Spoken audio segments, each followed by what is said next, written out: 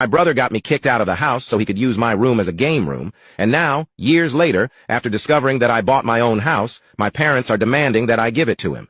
When I was younger, I lived with my mom, my stepdad, and my younger half-brother. My brother was always their favorite because my mom hated seeing me as I reminded her of my dad, whom she had cheated on, and for some reason, she blamed me for it. I was often ignored and left out. For years, I tried to ignore this and get by.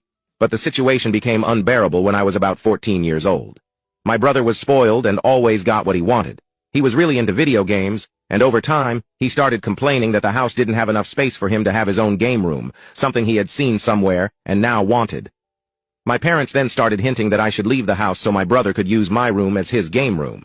At first, I thought they were joking since they often told me to leave the house and that my presence there was useless, but then I realized they were serious. They began pressuring me to leave, saying that I was practically an adult, and it was time to move on. I told them that I wasn't even old enough to have a job yet, had nowhere to go, and was far from being an adult. But as time passed, they decided it was time for me to go, and one day I came home from school to find all my belongings thrown on the sidewalk. It was incredibly tough. I had to go from shelter to shelter until an angel appeared and adopted me.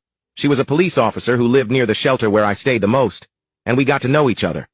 A few months later, she took me to live with her and eventually adopted me. Honestly, if it weren't for her, I don't know how I would have managed to move forward. Years went by and I did my best to move on. I worked hard, studied, and saved enough money to buy my own house with my own business. I couldn't have done it without my adoptive mother for sure, as she financed my education and helped me pay to start my business. Now that things were going well for me, I also bought a house for her so she could get out of renting.